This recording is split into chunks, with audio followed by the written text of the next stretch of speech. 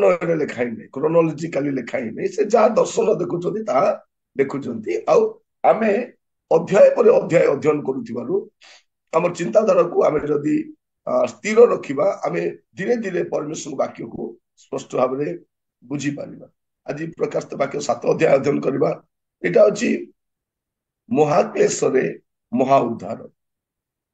ମହାକ୍ଲେଶରେ ବା ମହାକ୍ଲେଶରୁ ମହା ଉଦ୍ଧାର, ମାନେ ମହାକ୍ଲେଶ ସମୟରେ ଗୋଟେ ଉଦ୍ଧାରର କାର୍ଯ୍ୟ ମଧ୍ୟ ଆମେ ଦେଖୁଛୁ। ଆପଣ ଭାବି ପାରନ୍ତି ଆଜ୍ଞା ମହାକ୍ଲେଶ ସମୟରେ ମଧ୍ୟ କଣ କିଏ ପରିତ୍ରାଣ ପାଇପାରିବ କି? ଏଇଠି ଆମେ ଦୁଇଟା ଶ୍ରେଣୀର ଲୋକମାନଙ୍କୁ ଦେଖୁଛୁ। ଜହନ ଏଠି ଦେଖୁଛନ୍ତି 1,44,000 ସାକ୍ଷୀ ମାନଙ୍କୁ, ଯେଉଁମାନେ ମୁଦ୍ରାଙ୍କିତ ହୋଇ ରକ୍ଷା ପାଉଛନ୍ତି। ଆଉ ଅଗଣିତ ଲୋକମାନଙ୍କୁ ଦେଖୁଛନ୍ତି ଯେଉଁମାନେ ମହାକ୍ଲେଶ ସମୟରେ ଉଦ୍ଧାର ପାଇକି ଆସିଛନ୍ତି। ଏ ଦିଟା ଦଳକୁ ଆମେ ଏଠି ଅଳ୍ପ ସମୟ ଧ୍ୟାନ କରିଯିବା ଆମର ସୀମିତ ସମୟ ମଧ୍ୟରେ। ଆମେ ଯଦି ପ୍ରଥମ 8 ପଦ ପଢିବା, ପ୍ରଥମ 8 ପଦ, ସେଇଠି ଆମେ ଜଗତରେ ଥିବା ଇସ୍ପନ ଲୋକମାନଙ୍କୁ କେମିତି ମୁଦ୍ରାଙ୍କିତ କରାଯାଉଛି ଆମେ ସେଇଟା ଦେଖିପାରିବା। ଟିକେ ପଢିବେ। ତତ୍ପରେ ମୁଁ ଦେଖିଲି ପୃଥିବୀ କି ସମୁଦ୍ର କି କୌଣସି ବୃକ୍ଷ ଉପରେ ଯେପରି ବାୟୁ ନ ବହେ, ଏଥି ନିମନ୍ତେ ପୃଥିବୀର ଚାରି କୋଣରେ 4 ଜଣ ଦୂତ ଠିଆ ହୋଇ ପୃଥିବୀର ଚାରି ବାୟୁକୁ ଅଟକାଇ ଧରିଅଛନ୍ତି। ପୁଣି ମୁଁ ଆଉ ଜଣେ ଦୂତଙ୍କୁ ପୂର୍ବ ଦିଗରୁ ଉଠି ଆସିବାର ଦେଖିଲି। ତାହାଙ୍କ ହସ୍ତରେ ଜୀବିତ ଈଶ୍ୱରଙ୍କର ମୁଦ୍ରା ଥିଲା। ପୃଥିବୀ ଓ ସମୁଦ୍ରର କ୍ଷତି କରିବା ନିମନ୍ତେ କ୍ଷମତାପ୍ରାପ୍ତ ସେହି ଚାରି ଦୂତଙ୍କୁ ସେ ଉଚ୍ଚ ସ୍ୱରରେ ଡାକି କହିଲେ, ଆମ୍ଭେମାନେ ଆପଣମାନଙ୍କ ଈଶ୍ୱରଙ୍କର ଦାସମାନଙ୍କ କପାଳରେ ମୁଦ୍ରାଙ୍କ ନ ଦେବା ପର୍ଯ୍ୟନ୍ତ ତୁମ୍ଭେମାନେ ପୃଥିବୀ କିମ୍ବା ସମୁଦ୍ର କିମ୍ବା ବୃକ୍ଷ ସମୂହର କ୍ଷତି କର ନାହିଁ। ତତ୍ପରେ ମୁଦ୍ରାଙ୍କିତ ଲୋକମାନଙ୍କର ସଂଖ୍ୟା ମୁଁ ଶୁଣିଲି। ଇସ୍ରାଏଲ ସନ୍ତାନମାନଙ୍କ ସମସ୍ତ ବଂଶ ମଧ୍ୟରୁ 1,44,000 ଲୋକ ମୁଦ୍ରାଙ୍କିତ ହେଲେ। ଜିହୁଦା ବଂଶରୁ 12,000, ରୁବେନ ବଂଶରୁ 12,000, ଗାଦ ବଂଶରୁ 12,000, ଆସେର ବଂଶରୁ 12,000, ନପ୍ତାଲି ବଂଶରୁ 12,000, ମନୋସି ବଂଶରୁ 12,000, ସିମିୟନ ବଂଶରୁ 12,000, ଲେବି ବଂଶରୁ 12,000, ଇସାଖର ବଂଶରୁ 12,000, ସବୁଲୁନ ବଂଶରୁ 12,000, ଯୋସେଫ ବଂଶରୁ 12,000, ବିନ୍ୟାମିନ ବଂଶରୁ 12,000। ଏଇଟା ଆମେ ଦେଖୁଛୁ। ମାନେ ଏଗୁଡା ପଢିବା ସମୟରେ କେମିତି ଲାଗୁଛି ଆପଣଙ୍କୁ ଯେ ତତ୍ପରେ ମୁଁ ଦେଖିଲି ପୃଥିବୀ କି ସମୁଦ୍ର କି କୌଣସି ବୃକ୍ଷ ଉପରେ ଯେପରି ବାୟୁ ନ ବହେ। ଆମେ ଦେଖନ୍ତୁ ଗୋଟେ ସମୟ ଆସିବ ଲୋକମାନେ ବାୟୁକୁ ପୂଜା କରୁଛନ୍ତି, ପବନକୁ ପୂଜା କରୁଛନ୍ତି ନା ନାହିଁ? ପବନକୁ ପୂଜା କରୁଛନ୍ତି, ପବନ ପୁତ୍ର ବୋଲି ମଧ୍ୟ କହୁଛନ୍ତି। ପବନକୁ ପୂଜା କରୁଛନ୍ତି ଲୋକମାନେ। ଏଇଠି ଆମେ ଦେଖୁଛୁ ସମୟ ଆସୁଛି ପୃଥିବୀରେ ଯେପରି ପବନ ବା ବାୟୁ ବହିବ ନାହିଁ, ଏଇଥିପାଇଁ 4 ଦୂତଙ୍କୁ ପଠାହବ। ଏ 4 ଜଣ ଦୂତ କଣ କରିବେ? ପୃଥିବୀର 4 ଦିଗରେ ଠିଆ ହେବେ, ଆଉ ସେମାନେ କଣ କରିବେ ତାହା ଅଟକାଇବା ପାଇଁ ଚେଷ୍ଟା କରିବେ। ସେଇ ସମୟରେ ଆଉ ଜଣେ ଦୂତ ଉଚ୍ଚ ସ୍ୱର କରି କହୁଛନ୍ତି, ରୁହ ରୁହ ରୁହ, ଜୀବିତ ଈଶ୍ୱରଙ୍କ ମୁଦ୍ରାଙ୍କ ଥିବା। କଣ ମୁଦ୍ରାଙ୍କ? ଜୀବିତ ଈଶ୍ୱରଙ୍କ ମୁଦ୍ରାଙ୍କ। ଏ ମୁଦ୍ରାଙ୍କ କଣ ବୁଝାଏ? ଏ ମୁଦ୍ରାଙ୍କ ବୁଝାଏ ସୁରକ୍ଷାର ମୁଦ୍ରା। ଏମାନେ ସୁରକ୍ଷିତ ରହିବେ। ଆମେ ମାନେ ଆପଣ ମାନଙ୍କର ଈଶ୍ୱରଙ୍କର ଦାସ ମାନଙ୍କର କପାଳରେ ମୁଦ୍ରାଙ୍କ ନ ଦେବା ପର୍ଯ୍ୟନ୍ତ ତୁମେ ମାନେ ପୃଥିବୀ କି ସମୁଦ୍ର କି ବୃକ୍ଷ ସମୂହର କ୍ଷତି କର ନା। ମାନେ ଆଗାମୀ ସମୟରେ ପୃଥିବୀ, ସମୁଦ୍ର, ବୃକ୍ଷ ସବୁର କ୍ଷତିଗ୍ରସ୍ତ ହବ। ଆଜି ଲୋକ ଗଛକୁ ବି ପୂଜା କରୁଛନ୍ତି, ଆଉ ଗଛ ଚାରିଆଡେ ଲଗାଉଛନ୍ତି। କହୁଛନ୍ତି କଣ? ବୃକ୍ଷ ହିଁ ଜୀବନ। ଲୋକମାନେ ପୃଥିବୀକୁ ପୂଜା କରୁଛନ୍ତି, କହୁଛନ୍ତି କି ନାଇଁ ଧରତୀ ମାତା। କି ମାତା? ଧରତୀ ମାତା। ସିଏ ବି ଗୋଟେ ମାତା। ସମୁଦ୍ରକୁ ବି ପୂଜା କରୁଛନ୍ତି। ଟାଇମ ଆସିବ ବାୟୁ ବହିବନି। ସମୁଦ୍ରରେ ବାୟୁ ନାହିଁ, ସମୁଦ୍ରର ପ୍ରାଣୀ ମରିବେ। ପୃଥିବୀରେ ବାୟୁ ନାହିଁ, ପୃଥିବୀର ଲୋକ ମରିବେ। ବୃକ୍ଷରେ ବାୟୁ ନାହିଁ, ବୃକ୍ଷ ବି ନଷ୍ଟ ହବ। ତା ପୂର୍ବରୁ କଣ କୁହାଯାଉଛି? ନାଇଁ, ଈଶ୍ୱରଙ୍କର ଦାସ ମାନଙ୍କୁ ମୁଦ୍ରାଙ୍କିତ କର, ତାପରେ ଏଇଟା ତୁମେ କରିବ।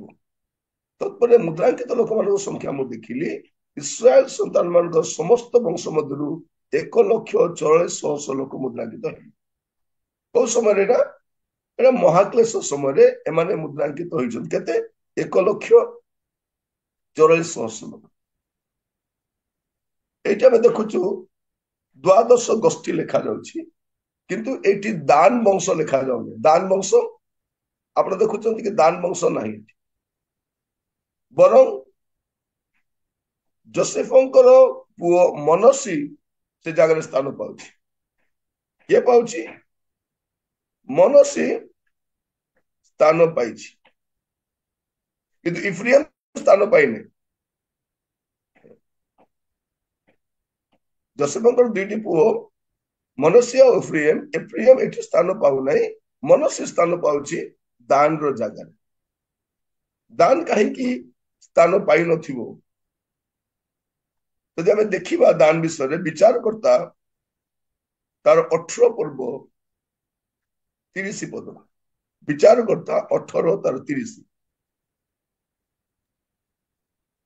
ପୁଣି ଦାନ ସନ୍ତାନଗଣ ସେଇ ଖୋଦିତ ପ୍ରତିମା ଆପଣମାନଙ୍କ ପାଇଁ ସ୍ଥାପନ କଲେ।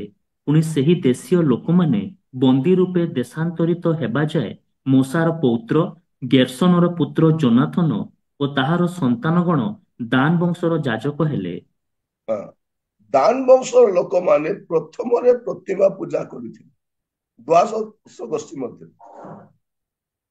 ମାନେ ବିପଥଗାମୀ ହେବାରେ ପ୍ରଥମ ଲୋକ, ଯୋଉଟା ପ୍ରଭୁ ଘୃଣା କରନ୍ତି, ସେଇ କାମ ଦାନ ବଂଶର ଲୋକ କରୁଛନ୍ତି।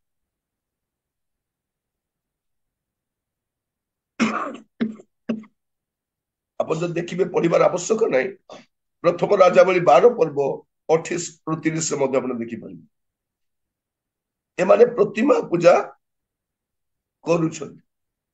ଏଠି ଆମେ ଦେଖୁଛୁ ଦାନ ବଂଶ ଏଠି ସ୍ଥାନ ପାଉନାହିଁ, ବରଂ ଯୋସେଫଙ୍କର ପୁତ୍ର ମନସି ସ୍ଥାନ ପାଉଛନ୍ତି। ତାପରେ ଯଦି ଆମେ ଦେଖିବା ଏଇ 1,44,100 ଲୋକ, ଏଇଟା ଦେଖି ଲୋକମାନେ କଣ କହୁଛନ୍ତି? ଏ ଖ୍ରୀଷ୍ଟ ବିରୋଧୀ ମାନେ ଗୋଟେ କଥା ଆଜିକାଲି କହୁଛନ୍ତି, ଜାଣିନା ତ ବାଇବଲ। ଏଇଟା ପଢିକି କଣ କହୁଛନ୍ତି? ଚାରିଆଡେ କହି ବୁଲୁଛନ୍ତି, ତୁମମାନେ କେହି ସ୍ୱର୍ଗକୁ ଯିବ ନାହିଁ। ସ୍ୱର୍ଗକୁ କୋଉମାନେ ଯିବେ? କେବଳ 1,40,000 ଲୋକ, ସେମାନେ ମଧ୍ୟ ଇସ୍ରାଏଲ ଲୋକମାନେ। ତମେ ଯିବ ନାହିଁ, ଭାରତୀୟ ମାନେ ଯିବ ନାହିଁ। ତୁମମାନଙ୍କ ପାଇଁ ସ୍ଥାନ ନାହିଁ ସ୍ୱର୍ଗରେ, କେବଳ ଇସ୍ରାଏଲ ଲୋକମାନେ ଯିବେ, ଜିହୁଦୀ ଲୋକମାନେ ଯିବେ। ସେମାନେ ଏଇଟା ପଢି ଦେଇଛନ୍ତି, ସେମାନେ ତଳଟା ପଢିନାହାନ୍ତି। ୟା ପୂର୍ବରୁ ତ ରେପ୍ଚର ହେଇଯିବ। ରେପ୍ଚରରେ କଣ ହବ? ଆମେ ଯୋଉମାନେ ଅଣଖ୍ରୀଷ୍ଟିଆନ ପୃଷ୍ଠଭୂମିରେ ଆସିଛୁ, ଅଣଜିହୁଦୀ ପୃଷ୍ଠଭୂମିରେ ଆସିଛୁ, ଆମେ ତ ରକ୍ଷା ପାଇଁ ଚାଲିଯିବା।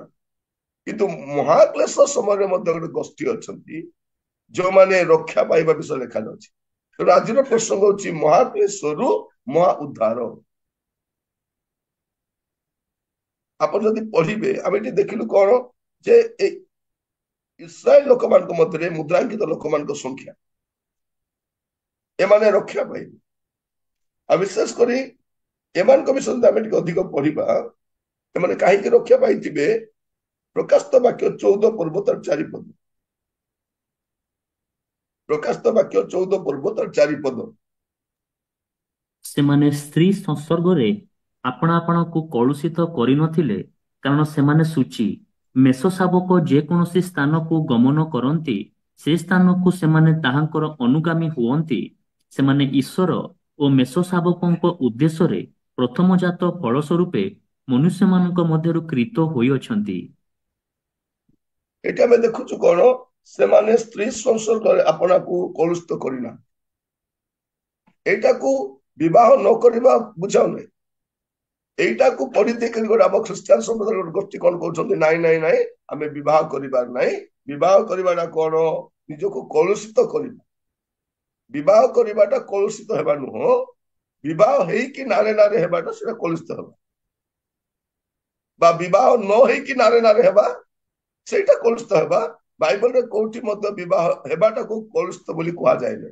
କାରଣ ବିବାହକୁ ପ୍ରଭୁ ନିଜେ ହିଁ ସଂସ୍ଥାପିତ କରିଛନ୍ତି। ବିବାହଟା ଆମେ ଜାଣିନୁ ବିବାହ ହେବାର ଅଛି ନା ନାହିଁ, ଏଟା ପ୍ରଭୁ ଆରମ୍ଭ କରିଥିଲେ ଏଦମ୍ ଉଦ୍ୟାନ। ତେଣୁ ବାହା ହେବାଟାକୁ ବୁଝାଉ ନାହିଁ, କିନ୍ତୁ ଏମାନେ କଣ କରିଛନ୍ତି, ଏମାନେ ଯୌନ କାମନାରେ ସେମାନେ ଆପଣାକୁ ବା ଭ୍ରଷ୍ଟାଚାର ଦ୍ଵାରା ବ୍ୟଭିଚାରକୁ ବୁଝାଏ। ଏହା ବିବାହକୁ ବୁଝାଉ ନାହିଁ, କାରଣ ବିବାହ କଣ ଲେଖାଯାଉଛି ଏଭଳି ତାର 13 ପର୍ବ 4 ପଦରେ, ବିବାହ ସମସ୍ତଙ୍କ ମଧ୍ୟରେ ଆଦରଣୀୟ ହଉ, ତାର ଶଯ୍ୟା ଶୁଚି ଥାଉ, ଈଶ୍ୱର ପାରଦିକ ମାନଙ୍କୁ ଘୃଣା କରନ୍ତି। ତ ଏଇଠି ଆମେ ଦେଖୁଛୁ ଯେ ଏଇ ଯୋଉ ଲୋକମାନେ ଯଦି ବିବାହ ହେବା ଯଦି କଳୁଷିତ ଅଟେ, ପ୍ରଭୁ ଯୀଶୁଙ୍କର ଅନେକ ଶିଷ୍ୟ ମାନେ ବିବାହିତ ଥିଲେ, ମୁଁ ବି ବିବାହିତ ଅଟେ, ତାମାନେ ମତେ ସ୍ୱର୍ଗ ଜାଗା ମିଳିବ ନାହିଁ କି? ଏଠି ଅନେକ ଲୋକ ବିବାହିତ ଅଟନ୍ତି, ମୁଁ ଦେଖୁଛି କିଏ କିଏ ଅଛନ୍ତି, ଆରେ ସମସ୍ତ ତ ବୟସ୍କ ଲୋକମାନେ ବି ଅଛନ୍ତି, ଏଠି ଅନେକ ବିବାହିତ ଲୋକ ଅଛନ୍ତି ନା ନାହିଁ? ଏଇଟା ସେଇଟା ନୁହଁ, ତାକୁ ଭ୍ରମିତ କରି ବୁଝାଯାଏ ନାଇଁ ନାଇଁ ବାହା ହେବାଟା ପାପ, ସେତେବେଳେ ବାହା ହେବା ନାହିଁ, ବାହା ନ ହେଇକରି ପୁରା କନ୍ୟା ଭଳିଆ ଥିବା, ସାଧୁ ଭଳିଆ ଥିବା, ଏଇଟା ଆମ ପାଇଁ ଲେଖା ହେଇ ନାହିଁ। ଏଇଟା କଣ ଲେଖାଯାଉଛି, ଆର ଆଉ ଗୋଟେ ଅର୍ଥ ମଧ୍ୟ ଅଛି। ଆପଣ ପ୍ରକାଶିତ ବାକ୍ୟରେ ଅନେକ ବିଷୟକୁ ରୂପକ ଭାବରେ ଲେଖା ହେଇଥିବାର ଦେଖିବେ। ସ୍ତ୍ରୀ ମାନେ କଣ, ସ୍ତ୍ରୀକୁ ଏ ଅଧାର୍ମିକ ଜଗତର ସହିତ ସମ୍ପର୍କକୁ ବୁଝାଏ, ଜଗତକୁ ସ୍ତ୍ରୀ ସହିତ ତୁଳନା କରାଯାଏ। ଯଦି ଆପଣ ଜଗତ ସହିତ ତାଳ ମିଶାଇ ଚାଲୁଛନ୍ତି, ତାମାନେ ଈଶ୍ୱର ଆପଣଙ୍କ ସ୍ୱାମୀ, ତା ସହିତ ଜଗତ ବି ଆପଣଙ୍କ ସ୍ୱାମୀ। ସେଇଥିପାଇଁ ଆପଣ ଯଦି ଦେଖିବେ ଯାକୁବ 4 ପର୍ବ 4 ପଦ କଣ ଲେଖାଯାଉଛି, ଯାକୁବ 4:4, ହେ ବ୍ୟଭିଚାରିଣୀମାନେ, ଜଗତର ମିତ୍ରତା ଈଶ୍ୱରଙ୍କର ଶତ୍ରୁତା, ଏହା କଣ ଜାଣୁନାହିଁ? ଅତଏବ ଯେ କେହି ଜଗତର ମିତ୍ର ହେବାକୁ ଇଚ୍ଛା କରେ, ସେ ଆପଣାକୁ ଈଶ୍ୱରଙ୍କ ଶତ୍ରୁ ବୋଲି ପ୍ରତିପନ୍ନ କରେ। ଏଠି ଆମେ କଣ ଦେଖୁଛୁ, ଏଠି ଯେ ଜଗତ ସହିତ ମିତ୍ରତା ହଉଛି ଗୋଟେ ବ୍ୟଭିଚାର। ଏଇଟା ବି ଆମେ ରୂପକ ଭାବରେ ବୁଝିବା ଦରକାର। ଈଶ୍ୱରଙ୍କ ପଛରେ ନ ଯାଇ ଜଗତ ପଛରେ ଯିବାଟା ମଧ୍ୟ ତାର ଆଉ ଗୋଟେ ସ୍ୱାମୀ। ଜଣେ ଲୋକ ଦୁଇ ସ୍ୱାମୀର ହେଇପାରିବ ନାହିଁ, ପ୍ରଭୁ ବି ଗୋଟେ ସ୍ୱାମୀ, ଜଗତ ବି ଗୋଟେ ସ୍ୱାମୀ। ତ ରୂପକ ଭାବରେ ବି ଏଇଟା ନିଆଯାଇପାରେ।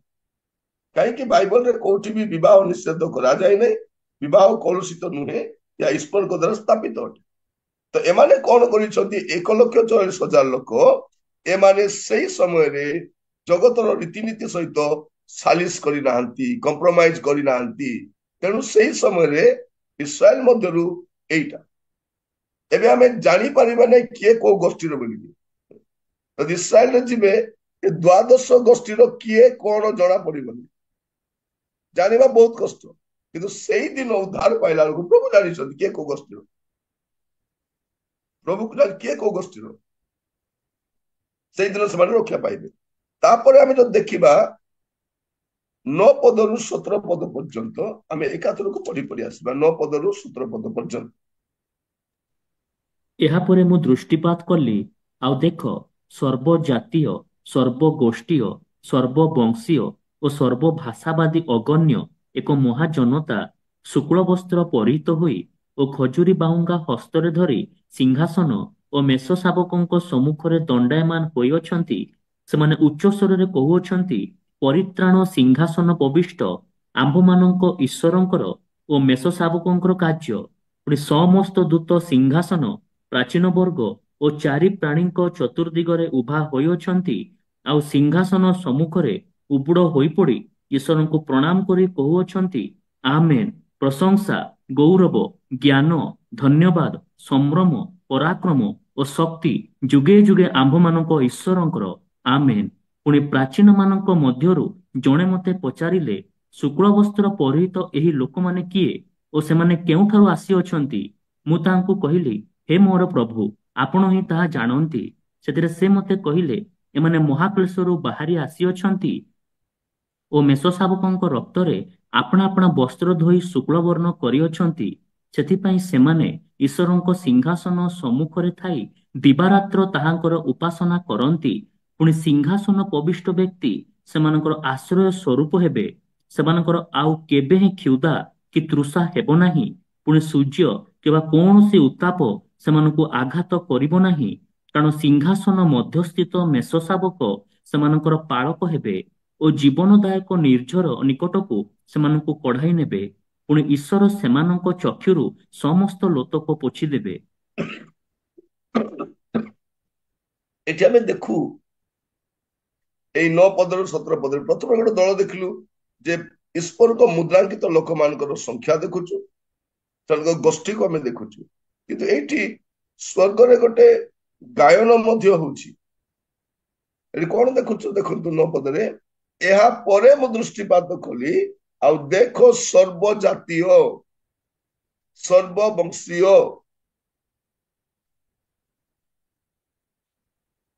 ସର୍ବଜାତୀୟ ସର୍ବଗୋଷ୍ଠୀୟ ସର୍ବବଂଶୀୟ ସର୍ବଭାଷାବାଦୀ ଅଗଣ୍ୟ ଏକ ମହାଜନତା ଶୁକ୍ଳ ବସ୍ତ୍ର ପରିହିତ ହୋଇ ଓ ଖଜୁରୀ ବାହୁଙ୍ଗା ହସ୍ତରେ ଧରି ସିଂହାସନ ମେଷ ଶାବକଙ୍କ ସମ୍ମୁଖରେ ଦଣ୍ଡାୟମାନ ହେଇଛନ୍ତି। ଲୋକମାନେ କଣ କରନ୍ତି, ସେ 1,40,000 ପଢିକି ଭାବନ୍ତି ଆହୁରି ଅନ୍ୟମାନଙ୍କ ପାଇଁ ଜାଗା ନାହିଁ ବୋଲି, ତଳେ ସମସ୍ତଙ୍କ ପାଇଁ ଜାଗା ଅଛି।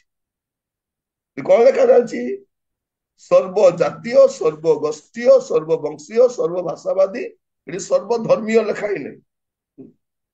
ଧ୍ୟାନ ଦିଅନ୍ତୁ, ଏଠି ସର୍ବଧର୍ମୀୟ, ତାହେଲେ ସବୁ ଧର୍ମର ଲୋକ ସ୍ୱର୍ଗକୁ ପଳେଇବେ ବୋଲି ଭାବିବେ। ଏଇଟା ମନେ ରଖିଥିବେ, ଏଇଟା ସର୍ବଧର୍ମୀୟ ଲୋକ ସ୍ୱର୍ଗକୁ ନାହିଁ, ସବୁ ଧର୍ମର ଲୋକ ସ୍ୱର୍ଗକୁ ଯିବେ ନାହିଁ। ସ୍ୱର୍ଗକୁ କେଉଁମାନେ ଯିବେ, ଖ୍ରୀଷ୍ଟିଆନ ଧର୍ମର ଲୋକ ବି ଯିବେ ନାହିଁ। କେଉଁମାନେ ଯିବେ, ଯେଉଁମାନେ ପରିତ୍ରାଣ ପାଇଛନ୍ତି ଆଉ ମେଷ ଶାବକଙ୍କ ରକ୍ତରେ ଆପଣା ଆପଣା ପାପକୁ ଧୋଇଛନ୍ତି, କେବଳ ସେଇମାନେ। ତେଣୁ କୌଣସି ଧର୍ମ ଆପଣଙ୍କୁ ଉଦ୍ଧାର କରିପାରିବ ନାହିଁ। ଉଦ୍ଧାର କେବଳ କେବଳ ମେଷ ଶାବକ ହିଁ ଆପଣଙ୍କୁ ପରିତ୍ରାଣ। ଦେଖାଯାଉଛି କଣ, ସେମାନେ ଉଚ୍ଚ ସ୍ୱରରେ କହୁଅଛନ୍ତି, ପରିତ୍ରାଣ ସିଂହାସନ ପବିତ୍ର ବ୍ୟକ୍ତିଙ୍କର ଓ ଆମମାନଙ୍କର ଈଶ୍ୱରଙ୍କର ଓ ମେଷ ଶାବକଙ୍କର କାର୍ଯ୍ୟ।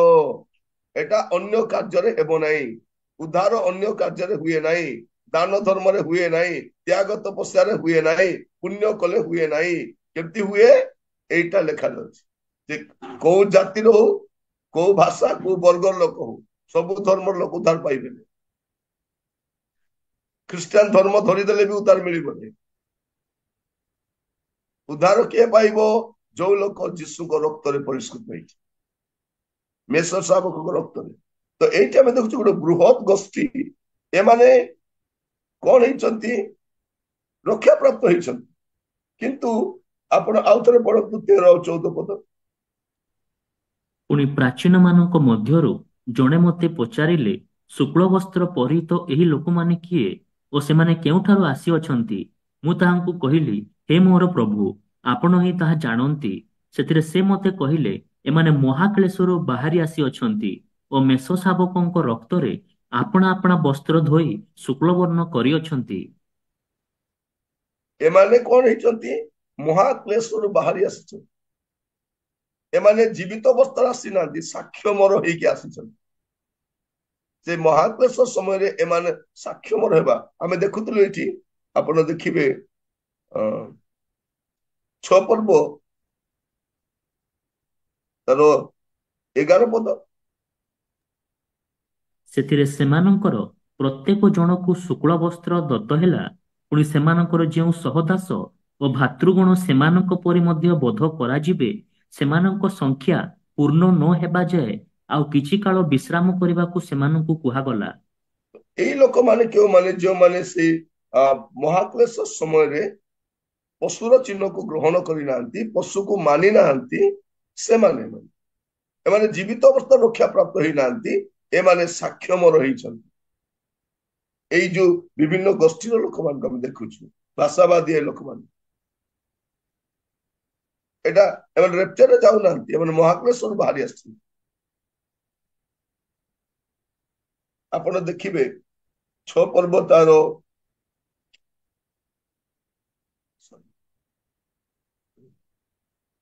6 ପର୍ବ ଆମେ ଦେଖୁଛୁ, ତାର 16 ଆଉ 17 ପଦ ପଢିବେ।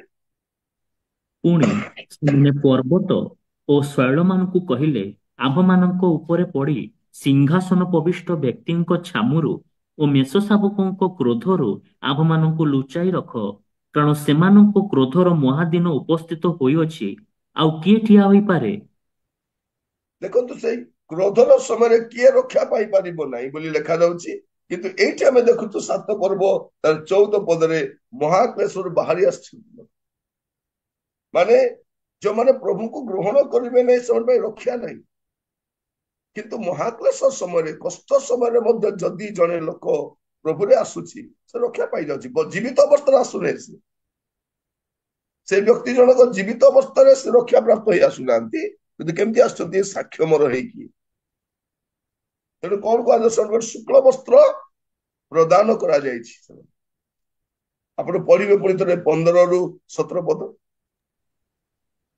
ସେଥିପାଇଁ ସେମାନେ ଈଶ୍ୱରଙ୍କ ସିଂହାସନ ସମ୍ମୁଖରେ ଥାଇ ଦିବାରାତ୍ର ତାହାଙ୍କର ଉପାସନା କରନ୍ତି। ପୁଣି ସିଂହାସନ ପ୍ରବିଷ୍ଟ ବ୍ୟକ୍ତି ସେମାନଙ୍କର ଆଶ୍ରୟ ସ୍ୱରୂପ ହେବେ। ସେମାନଙ୍କର ଆଉ କେବେ ହିଁ କ୍ଷୁଧା କି ତୃଷା ହେବ ନାହିଁ। ପୁଣି ସୂର୍ଯ୍ୟ କିମ୍ବା କୌଣସି ଉତ୍ତାପ ସେମାନଙ୍କୁ ଆଘାତ କରିବ ନାହିଁ, କାରଣ ସିଂହାସନ ମଧ୍ୟସ୍ଥିତ ମେଷ ଶାବକ ସେମାନଙ୍କର ପାଳକ ହେବେ ଓ ଜୀବନଦାୟକ ନିର୍ଝର ନିକଟକୁ ସେମାନଙ୍କୁ କଢାଇ ନେବେ। ପୁଣି ଈଶ୍ୱର ସେମାନଙ୍କ ଚକ୍ଷୁରୁ ସମସ୍ତ ଲୋତକ ପୋଛିଦେବେ।